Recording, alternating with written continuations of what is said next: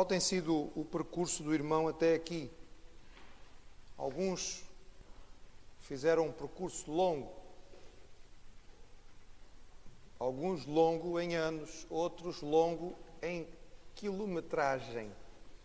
Algumas pessoas às vezes perguntam a minha idade, eu digo, a idade se calhar não é muita, mas a quilometragem já é bastante. Significa que já andamos muito, já percorremos muitos quilómetros. Mas aonde nascemos? Qual é a nossa terra natal? Qual foi o nosso local de criação? Em que escola nós andamos? Quem foram nossos professores? Quem foram aqueles que nos ajudaram na instrução inicial, na nossa adolescência? Como foi que conhecemos a Jesus? E quando conhecemos a Cristo, qual foi a nossa igreja de base? Onde nós recebemos o ensinamento inicial, que nos ajudou no início da caminhada. Se soubermos um pouco destas coisas, facilmente vamos entender melhor a vida, a fé, a base das crenças da pessoa com quem estamos a conversar. Quando falamos do apóstolo Paulo, estamos a falar da segunda figura do cristianismo, de certa maneira. Evidentemente que não há como comparar ninguém ao Senhor Jesus, mas Paulo foi o homem que Deus usou para nos dar a base da doutrina. A doutrina que é a segurança da nossa fé. Ele foi o maior intérprete inicial da vida e obra de Jesus. E ele foi inspirado pelo Espírito Santo para escrever quase metade dos livros do Novo Testamento. Mas o que é que sabemos dele? Qual foi o seu percurso? Quando lemos o livro de Atos dos Apóstolos, sabemos que Paulo, ou antes Saulo de Tarso, foi um perseguidor acérrimo da igreja. Ele era um fariseu muito zeloso e que tentou de todas as maneiras impedir o crescimento do cristianismo, até que teve uma experiência muito marcante com o Senhor, e todos sabemos que foi no caminho para Damasco, e ali, literalmente, ele caiu do cavalo, em todos os sentidos, e de repente descobriu que estava a perseguir aquele que era o Messias. E sabemos também, pelo livro de Atos, que ele se tornou um grande missionário, primeiro, junto com Barnabé, a ter uma visão estratégica de alcançar todo o mundo romano com o Evangelho de Jesus, um grande pregador, um elemento-chave da fé. Mas o que é que aconteceu entre estes grandes eventos? Perseguidor, pregador, missionário. Lucas, ao escrever o livro de Atos, não nos dá muita informação. Quando lemos o livro de Atos, quase que ficamos com a ideia de que, num momento, ele cai do cavalo, percebe que persegue a Jesus, e no momento seguinte já é um grande pregador e um grande missionário. Será que foi assim tão simples e tão rápido e tão ligeiro que isto aconteceu? Nós, para entendermos isto, temos que ler o que o próprio Paulo nos diz na carta que ele escreve às igrejas da Galácia. Esta foi, possivelmente, dissemos aos irmãos na semana passada, a sua terceira carta. Temos a certeza que as primeiras foram a primeira e segunda carta escrita aos Tessalonicenses. Há alguma disputa sobre qual teria sido a terceira carta escrita por ele, mas Gálatas, muito provavelmente, foi a terceira carta. Ela deve ter sido escrita durante o percurso de Paulo na sua terceira viagem missionária, quando ele estava, provavelmente, em Corinto. Não temos uma ideia exata da data. Alguns nos falam por volta do ano 52, outros ano 55, mas sabemos que Paulo tinha estabelecido 4 igrejas na região da Galácia na sua primeira viagem missionária, por volta do ano 46, 47, portanto teriam-se passado aí uns 7 ou 8 anos desde que essas igrejas tinham sido estabelecidas. Ele tinha visitado estas igrejas e, no entretanto, tinha ido a Jerusalém no ano 49 para o grande concílio, aquela reunião que decidiu se os gentios iam ou não ter liberdade para ficar na fé cristã. E dali Paulo tinha partido para novas viagens missionárias. O que tinha acontecido, irmãos, era que pessoas de Jerusalém tinham chegado às igrejas da Galácia. Tinham chegado até a Antioquia, da Pisídia, a Icônio, a Listra, a Derbe. E ali tinham colocado em causa a pessoa e a mensagem de Paulo. E tinham discutido e dito, Paulo nem sequer é um apóstolo. Como é que ele pode ser apóstolo? Ele não faz parte dos 12 discípulos. Ele não andou com Jesus. Não foi escolhido pelos apóstolos para substituir o 12º discípulo que foi Judas e que se enforcou. A escolha tinha caído sobre outra pessoa. Paulo então é levado a escrever. E ao escrever esta carta a estas igrejas, ele nos dá informações valiosas sobre a sua caminhada com o Senhor. Vamos ver estas informações? Estão lá na carta escrita aos Gálatas, no capítulo 1, e nós vamos começar por ler o versículo 1 e depois do 11 até ao 24. Diz assim, Gálatas 1, verso 1. Paulo começa já de maneira muito forte, muito firme, a dizer: Paulo, apóstolo, e ele então acrescenta: não da parte dos homens, nem por homem algum, mas por Jesus Cristo e por Deus Pai, que o ressuscitou dos mortos. Então, a partir do versículo 11, ele diz assim: mas faço-vos saber, irmãos, que o evangelho que por mim foi anunciado não é segundo os homens, porque não o recebi, nem aprendi de homem algum, mas pela revelação de Jesus Cristo. Porque já ouvistes qual foi antigamente a minha conduta no judaísmo, como sobremaneira perseguia a igreja de Deus e a assolava, e na minha nação excedia em judaísmo a muitos da minha idade, sendo extremamente zeloso das tradições de meus pais. Mas quando aprove a Deus, que desde o ventre de minha mãe me separou e me chamou pela sua graça, revelar seu Filho em mim, para que o pregasse entre os gentios, não consultei a carne, nem o sangue, nem tornei a Jerusalém a ter com os que já antes de mim eram apóstolos, mas parti para a Arábia e voltei outra vez a Damasco. Depois, passados 3 anos, fui a Jerusalém para ver a Pedro e fiquei com ele 15 dias e não via nenhum outro dos apóstolos, senão a Tiago, irmão do Senhor. Ora, acerca do que vos escrevo, eis que diante de Deus testifico que não minto. Fui para as regiões da Síria e da Cilícia e não era conhecido de vista das igrejas da Judeia que estavam em Cristo, mas somente tinham ouvido dizer: aquele que já nos perseguiu anuncia agora a fé que antes destruía, e glorificavam a Deus a respeito de mim. Informações muito importantes estão aqui, irmãos. Vamos olhar para elas. Nós sabemos que, pelo livro de Atos, sabemos que Paulo era de Tarso. Tarso era uma cidade muito importante da província da Cilícia. Ela estava situada numa grande planície, famosa planície, junto às margens do rio Quedino. Este rio estava a uns 16 quilómetros aproximadamente do mar Mediterrâneo, mas era um rio importante, um rio grande. E esta cidade, no seu auge, mais ou menos na época em que o apóstolo Paulo ali viveu, tinha cerca de 500.000 de habitantes, o que fazia de Tarso uma grande cidade na sua época, uma metrópole. Como o rio Quedino era um rio navegável, na verdade, apesar da sua distância do mar Mediterrâneo, a cidade de Tarso era um verdadeiro porto marítimo, porque através do rio conseguia-se chegar até à cidade de Tarso. E era um ponto de referência e de cruzamento de muitas culturas. Esta cidade provavelmente foi fundada por gregos, mas mesmo que não tenha sido, a sua influência pela cultura helénica, pela cultura grega, se deu a partir do momento em que Tarso fica dentro da esfera de influência dos Seleucidas. Quando o grande imperador grego Alexandre morreu, o seu império foi dividido em 4 partes, e uma delas ficou para os Seleucidas, e eles tiveram uma grande influência em levar a cultura grega para aquela região.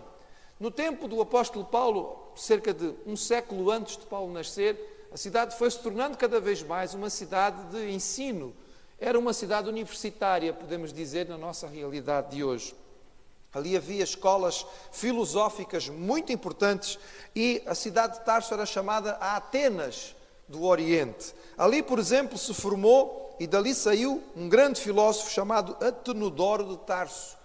Este homem foi tão significativo na antiguidade porque ele foi um dos tutores, um dos professores do imperador romano César Augusto. Então Tarso era uma cidade famosa pelo seu ensino, pela sua cultura. Não temos a data em que Paulo nasceu. Sabemos que Paulo era jovem na época em que em que Estevão foi apedrejado, por volta do ano 32. O que significa que Paulo foi contemporâneo de Jesus, mas possivelmente um pouco mais novo do que Cristo. O seu nome judeu, Saulo, era tirado do primeiro rei de Israel, mas ele é mais conhecido por nós por Paulo. Era uma derivação latina do nome Saulo, mas também era uma alcunha familiar. A expressão Paulo, no fundo, significa pequenino. E é possível que ele não fosse uma criança muito grande, e sabemos dos seus escritos que a sua presença física não era imponente. Então, ele era desprezado pelo seu porte, porque não tinha um grande porte físico, e talvez por isso o seu nome Paulo, e não tinha dificuldade em o assumir e o adotar. Da sua família nós não temos informação, a não ser que ele tinha uma irmã que morava em Jerusalém. E sabemos também que ele era fazedor de tendas, ou aprendeu esta função, o que muito provavelmente significa que o seu pai também tinha esta atividade. Paulo aprendera a fazer tendas, mas não apenas isso. Sabemos que ele foi ensinado no que havia de melhor da cultura judaica e que aprendeu aos pés de Gamaliel. Sabemos também que ele, quando foi para Jerusalém, circulava nas sinagogas da cidade e provavelmente participava das sinagogas chamadas helénicas. Eram as sinagogas em Jerusalém, onde estavam os judeus que tinham influência grega. E era ali que Estevão dava o seu testemunho, porque Estevão era de origem grega também. E foi disputando ali que Estevão acabou por levantar a ira das pessoas, que o levou a ser morto. E o texto de Atos diz que Paulo estava junto, assistiu ao julgamento, foi até ao local do apedrejamento e foi ele que ficou a tomar conta das roupas, dos vestidos, das capas, dos homens que precisaram tirá-las para ter mais flexibilidade para lançar as pedras que mataram a Estevão.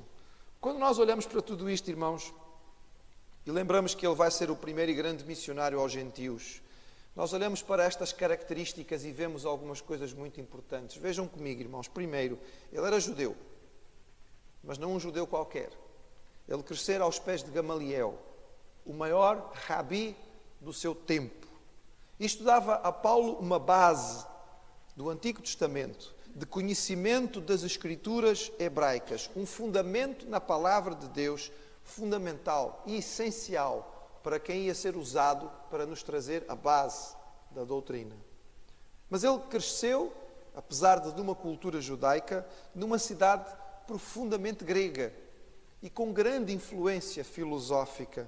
Isso fazia com que Paulo tivesse um conhecimento da filosofia e do conhecimento grego que foram muito importantes quando ele pregou aos gentios. Quando lemos os seus sermões em Atos dos Apóstolos, vemos que Paulo cita filósofos e poetas gregos. E quando lemos as suas cartas, aqueles que entendem do grego e conseguem distinguir a qualidade do grego, percebem que o grego que Paulo utiliza é o melhor do Novo Testamento. É um grego de excelente qualidade, porque ele teve esta oportunidade. Falava e escrevia um grego de qualidade superior, que vai ficar preservado na palavra do Senhor. Mas também Paulo era um cidadão romano, por nascimento. Provavelmente o seu pai tinha adquirido esta nacionalidade. E também porque Tarso era uma cidade importante dentro do contexto romano. Paulo vai crescer e vai se tornar um homem do mundo. É um judeu, mas com uma cultura grega e com cidadania romana. E quantas vezes vemos em Atos ele precisando usar esta cidadania? Não é? Como que puxar de um passaporte diplomático e dizer, espera aí, eu sou romano. Vocês não podem fazer comigo o que quiserem. Quando nós olhamos para isto, irmãos, nós temos que concordar com aquilo que Paulo diz neste capítulo, porque ele diz assim, quando aprova Deus, que desde o ventre da minha mãe me separou e me chamou pela sua graça. A trajetória de Paulo, irmãos, significa que Deus o tinha preparado. Ele tinha sido alguém que tinha sido burilado pelo Senhor. Ele tinha sido trabalhado pelo Senhor. E mesmo antes daquele momento, lá no caminho de Damasco, já quando ele não era mais um garoto, mas um homem formado, quando ele encontra com Jesus, não foi ali que começou a ação de Deus na sua vida. Mas já antes, o Senhor o tinha preparado. E ele tinha características únicas e especiais para se transformar no grande apóstolo, no grande missionário que o Senhor tinha. Mas o texto, irmãos, aqui nos diz, porque quando lemos Atos, ficamos com a ideia de que ele se converte e logo começa a tornar-se um grande pregador, Mas a palavra diz, e Paulo nos diz, quando ele escreve aos Gálatas, o seguinte. Ele diz que não foi para Jerusalém e para procurar os apóstolos, mas foi para a Arábia e depois voltou a Damasco. Paulo foi para a Arábia, irmãos, e aqui não estamos a pensar na Arábia, o deserto cá embaixo, estamos a passar numa região próxima de onde ele estava, ali no norte da Síria, é essa região, a chamada Arábia Nabateia, aonde ele estava. E a pergunta, irmãos, que nós podemos fazer, Paulo não responde 100%, mas nós podemos entender o que é que Paulo foi fazer na Arábia. Só tinha areia lá, era deserto. Irmãos, Paulo precisava de orar e meditar. Ele precisava colocar a sua mente em ordem. Ele fora um judeu zeloso. Ele entendera, ou percebera, ou interpretara que Jesus era uma fraude, que era um falso Messias. Ele perseguiu a igreja com ardor. Ele acreditava, toda a sua vida foi baseada na busca da salvação pelo cumprimento da lei. E agora ele entendia que Jesus era o Messias. Mas que o Messias era o Filho de Deus, Deus o Filho. E que a salvação vinha pela graça, por meio da fé. Irmãos, é difícil haver uma mudança mais radical. Isto não entra na cabeça de ninguém assim automaticamente. Paulo precisava de parar para meditar nisto. Ele precisava entender esta mudança que o Senhor estava a fazer no seu coração. Ele precisava de tempo para olhar para as Escrituras, para procurar as profecias, para entender que no Antigo Testamento o Senhor já estava sendo anunciado. Foi neste tempo que ele recebeu, como ele diz, uma revelação especial de Jesus. O instrumento que fora preparado ao longo da sua vida, agora recebia uma revelação maior do plano de Deus. Ele se torna o grande apóstolo por revelação direta de Jesus. Vamos lembrar, irmãos, que Paulo só tinha o Antigo Testamento. O Novo Testamento não tinha sido escrito. Ele vai ser o escritor de grande parte do Novo Testamento. Ele vai começar a escrever o que nós temos como o Novo Testamento. E assim como os profetas do Antigo Testamento precisavam de tempo e recolhimento para ouvir a voz de Deus, Paulo também precisava de um tempo separado para receber a revelação de Jesus e saber o que anunciar. Sobretudo, irmãos, Paulo precisava ouvir a Deus antes de falar aos homens. Irmãos, nós queremos tanto falar, temos tanta ansiedade por falar, desde pequeninos. Às vezes estamos a ouvir os outros e já estamos a querer dizer alguma coisa. E alguém está a falar alguma coisa e nós ficamos nervosos para começar a responder.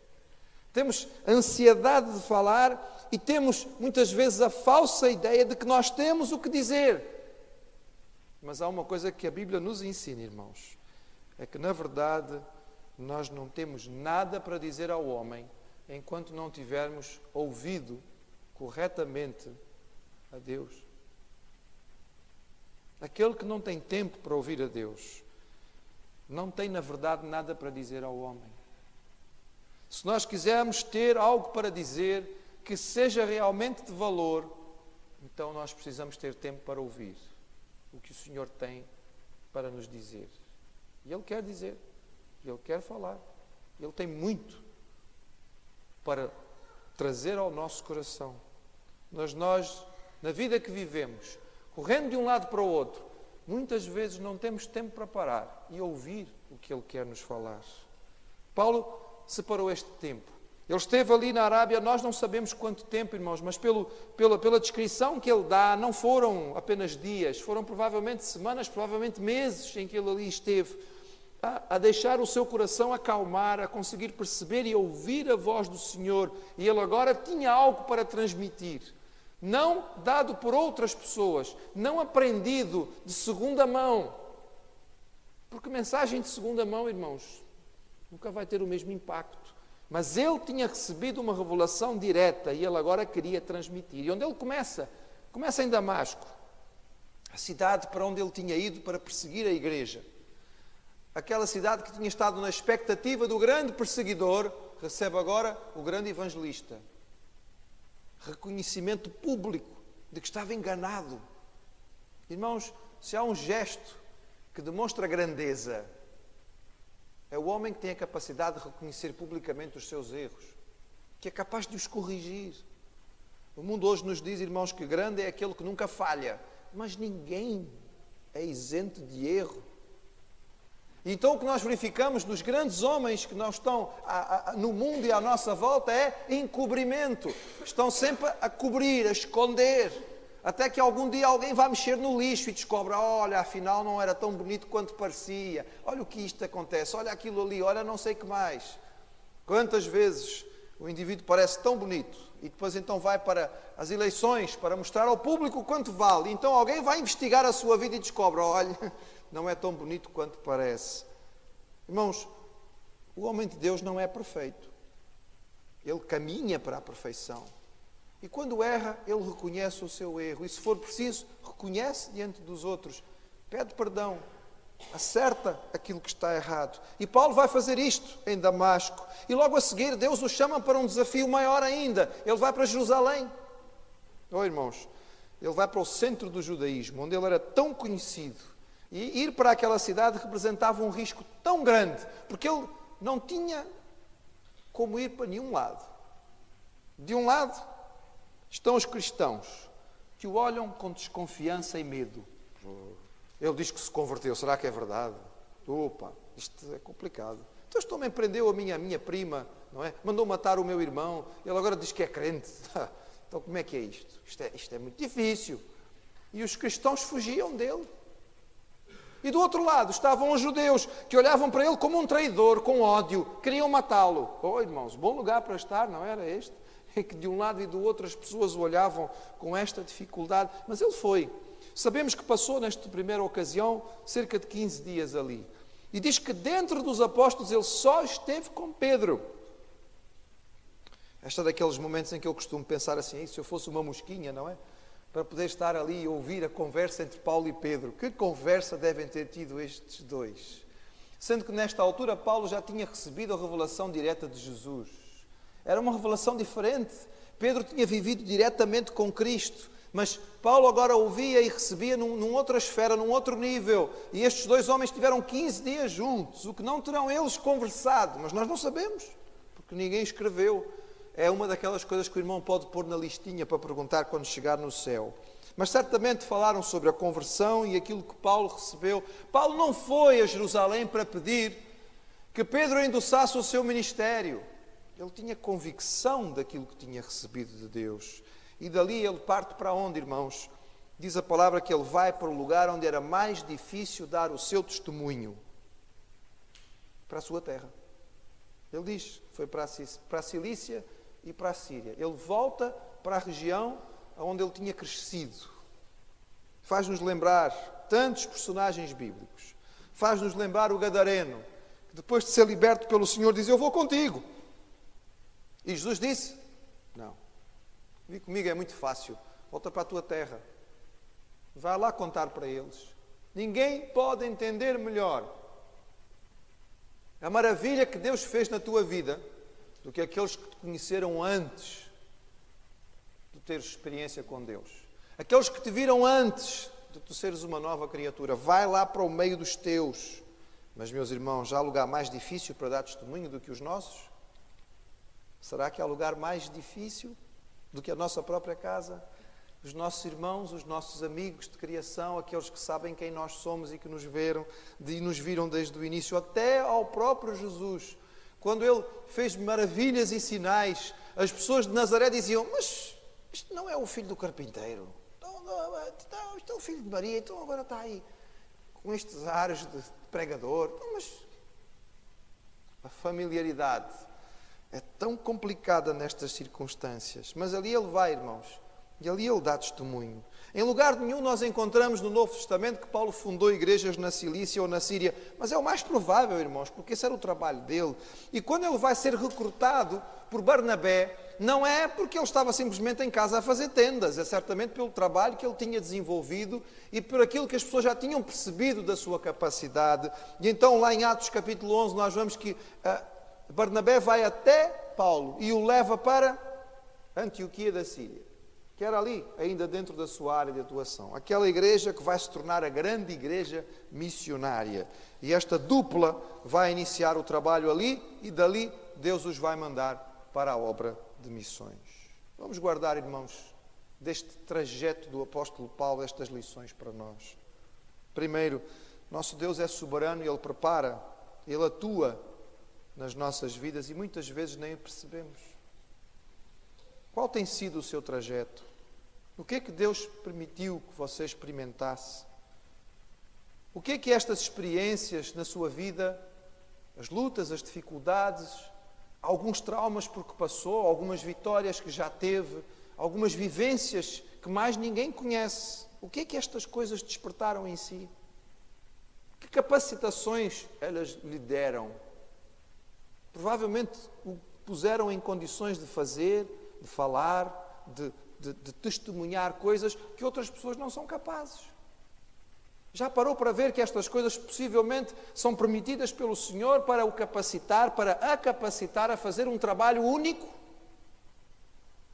Meu irmão, minha irmã, o nosso Deus é um Deus soberano, nós queremos isto. Ele atua em todas as coisas. E muito provavelmente tudo aquilo que Ele nos permitiu viver até aqui, nos capacitou para sermos uma bênção especial nas suas mãos. Veja como Deus preparou o caminho de Paulo para que se transformasse num grande apóstolo. O que é que Ele quer fazer com a sua vida? Pense nisso. Pergunta ao Senhor. Mostra a Ele aquilo que é o seu coração, para que Ele possa mostrar-lhe também. Segunda coisa, irmãos, nós precisamos de tempo com Deus para poder enfrentar os homens. Tempo para ouvir é fundamental na vida cristã. O deserto ajuda muitas vezes o crente. Não precisa ser o deserto físico. Não precisamos agora comprar uma passagem e ir a Marrocos para poder ouvir ao Senhor, irmãos. O deserto pode ser o seu quarto, portas fechadas, mas ninguém a atrapalhar. O deserto pode ser um jardim, onde, aqui na cidade, onde vai conseguir ter o seu sossego. Irmãos, para mim, muitas vezes, eu gosto de pensar ali na zona de Sintra, tão bonito, tão agradável. O deserto pode ser muitas coisas diferentes. É um tempo que nós separamos para ouvir. Se queremos ter o que dizer ao homem, então vamos parar para ouvir ao Senhor. E certamente Ele tem tanto para nos dizer. Terceiro, meu irmão, o Senhor sempre vai nos desafiar para dar testemunho onde é mais difícil. Onde é mais difícil. Eu, quando era garoto, desde muito novo, comecei a dar testemunho daquilo que o Senhor colocava no meu coração. E desde que criança, pequenino, na escola dominical, a minha professora de escola dominical, quando eu tinha 8 anos, já achava que a criança era estranha, porque perguntavam: o que é que vais ser quando cresceres? Eu vou ser médico missionário na África. E ela ficou tão assustada que foi correr e dizer para a minha mãe, não é? Eu era filho de pastor, mas mesmo assim era uma conversa muito estranha, tão pequenino, já dizer assim, contando: eu vou ser médico missionário na África. E eu cresci com esta convicção no coração, irmãos, mas a minha mãe muitas vezes me falou: filho, queres ser missionário na África? Tens de começar aqui agora. Se não és capaz de falar de Jesus ao teu colega de escola, se não és capaz de falar de Jesus ao teu colega de bola, com quem brincas na rua, o que é que te leva a crer que tu vais falar quando chegares lá? Irmãos, vamos deixar que o Senhor inflame o nosso coração por aqueles que estão longe. Sim, é bom, mas que isso não diminua nunca o ardor que nós temos que ter por aqueles que estão realmente ao nosso lado. Porque, os irmãos me perdoem, mas é muito fácil amar o africano daqui. Estão lá, a gente vê as imagens, as fotografias, os projetos de missões. Oh, Senhor, se eu pudesse ir lá fazer o trabalho. Mas se calhar há uma família africana no seu prédio, não é? Mas com eles você não tem muita vontade de se aproximar. A música faz muito barulho, não é? Incomoda um bocadinho e nós não temos muita vontade. E o que é que faz pensar que quando você chegar lá vai ser diferente? Mesmo nós temos que ser chamados pelo Senhor para fazer aquilo que Ele nos chama para fazer. E Ele certamente nos chama para testemunhar aonde nós estamos. O impacto sempre vai ser maior ali onde as pessoas nos conhecem. E os desafios que o Senhor nos dá não são sofás confortáveis. São ousadia. Mas Ele nos capacita para aquilo que Ele nos chama. E como é bom nós podemos perceber a capacitação. e darmos o testemunho simples e dizer às pessoas: é isso que eu tenho experimentado, é isso que o Senhor tem significado para mim, é isso que Ele fez na minha vida e pode fazer na sua também.